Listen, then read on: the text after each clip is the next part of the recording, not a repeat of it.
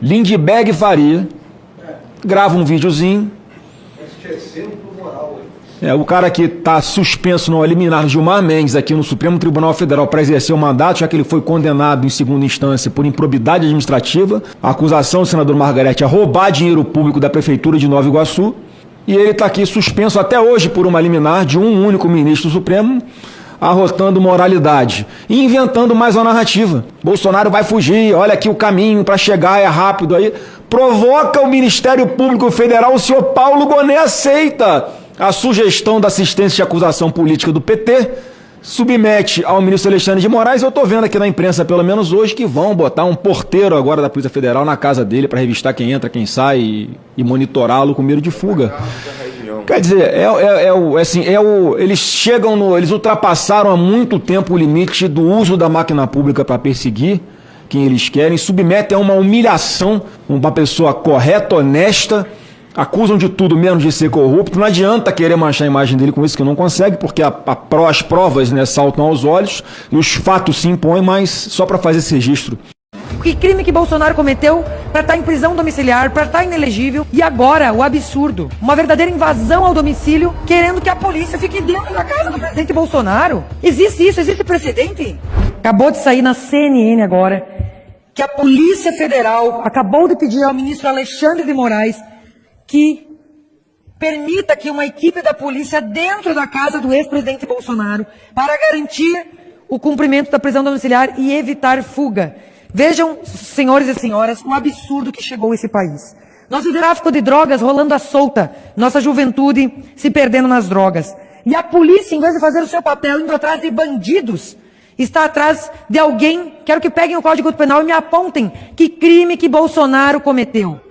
Queria saber, deputado Ottoni e deputado Farrur, se existe precedente para a polícia ficar dentro da casa do presidente Bolsonaro, que está em prisão domiciliar, se não é o mais cúmulo dos absurdos que a gente está vendo, mais uma flagrante ilegalidade e abuso de autoridade sendo cometido e com aval da justiça brasileira.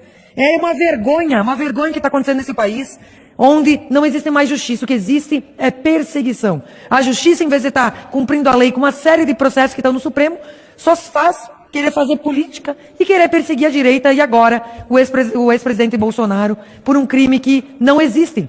Então, queria falar aqui, presidente, sobre isso, porque estamos vivendo realmente um estado de exceção, de perseguição policial, e esse é um dos motivos pelos quais amanhã iremos pautar aqui no plenário da Câmara dos Deputados a PEC das prerrogativas, porque hoje também temos 30 parlamentares que estão sendo investigados com inquéritos abertos no Supremo. Não sabemos se temos inquéritos abertos. E você vai abrir os inquéritos, como é o caso do deputado Marcel, deputado Ottoni.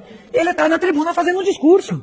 Então a política está sendo criminalizada, a opinião está sendo criminalizada. E nós não podemos admitir essa perseguição somente aos deputados da direita. Isso é inadmissível no Estado democrático de direito. É por isso que vamos avaliar esse texto que vai vir do deputado Lafayette, para ver se realmente vai proteger as prerrogativas para a gente poder trabalhar. Porque hoje não podemos mais falar a verdade, não podemos chamar o descondenado de boa, não podemos mais ter o direito à palavra, à livre manifestação do pensamento e ao livre exercício do mandato parlamentar. É o fim da pecada, é uma vergonha que está acontecendo nesse país, e não podemos admitir o prosseguimento dessas injustiças e dessa perseguição ao presidente Bolsonaro, e esperamos que não seja autorizado isso, porque não tem cabimento, não tem precedente, e é uma verdadeira ilegalidade o que a Polícia Federal está querendo fazer. Muito obrigado, presidente.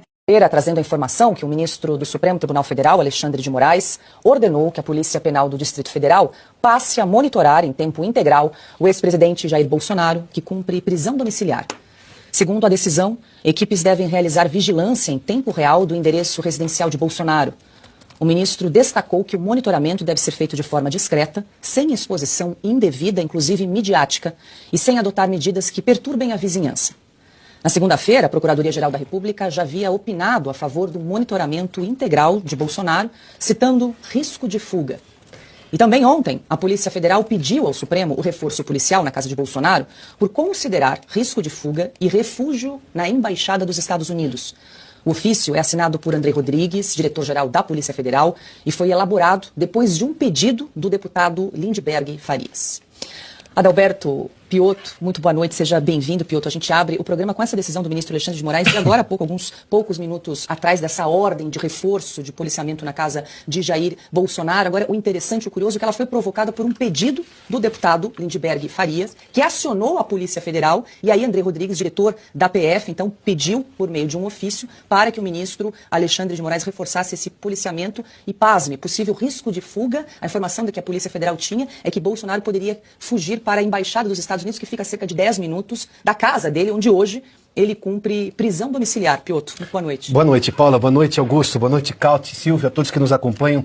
Quer dizer que a polícia não chegou a essa conclusão sozinha. Foi a sugestão do Lindenberg. Bom, a conclusão é que a Polícia Federal é incompetente, ela é incapaz de fazer o trabalho dela, porque se ela não chegou a essa conclusão sozinha, levando-se em conta todas as condições e informações que ela tem, algumas inclusive os advogados jamais têm acesso, nós sabemos disso, né? Basta ver a reclamação dos advogados desse julgamento que vai começar em setembro, os advogados não tiveram acesso a todas as provas que a Polícia Federal fundamentou a primeira denúncia, que depois foi levada à Procuradoria-Geral da República. Isso foi constatado à época, denunciado à época pelos advogados. Nada disso fez com que mais um fruto dessa árvore envenenada fosse de novo distribuído aos brasileiros pelo Supremo Tribunal Federal. Agora a Polícia Federal precisou que um deputado fizesse isso. A Polícia Federal não chegou a essa conclusão. Agora, se ela não chegou à conclusão, e eu tendo a acreditar que a Polícia Federal sim é competente, é porque ela não viu nenhuma razão. Se ela não viu nenhuma razão técnica para fazer esse monitoramento mais detalhado e dedicado 24 horas ao presidente Bolsonaro, que está na casa dele, com tornozeleira eletrônica cheia de medidas restritivas, quer dizer que ela não tinha, tecnicamente, nenhuma razão para fazê-lo. E se o fez agora, então é por motivação política. A Polícia Federal está sendo instrumentalizada por um deputado do governo, o líder, inclusive, do governo na Câmara, o Lindenberg Farias. Você perguntou o que mais falta? Falta prender. Só que eles não têm coragem de fazer isso, porque eles sabem que terão consequência.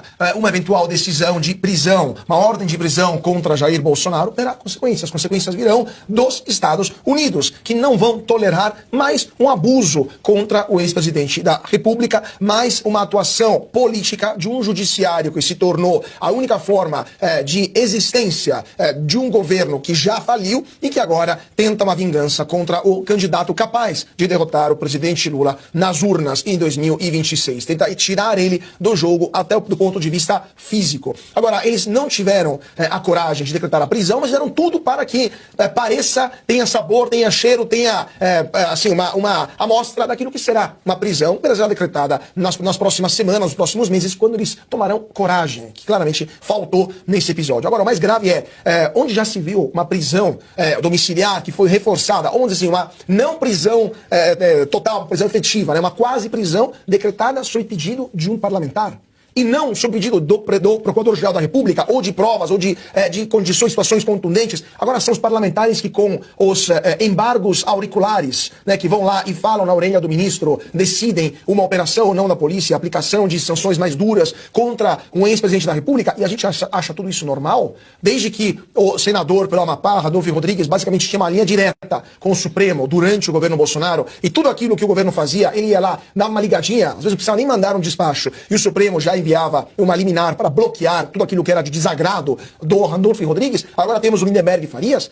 Para que então temos um sistema judiciário independente? Para que temos aquilo que a Constituição prevê como harmonia dos poderes? É suficiente um parlamentar falar para o ministro e nenhum dos dois gostam do Bolsonaro ou de qualquer outro membro da direita brasileira que tomam decisões tapafúrdias como essa. Então, qual será a próxima? Censurar uma rede social de um deputado que desagrada? Ou bloquear a campanha eleitoral de 26 de um governador que não é do agrado de um ministro? Porque é isso que é um precedente quando um deputado diz para o ministro do Supremo o que fazer ou não fazer, extremamente perigoso, que pode gerar consequências no futuro.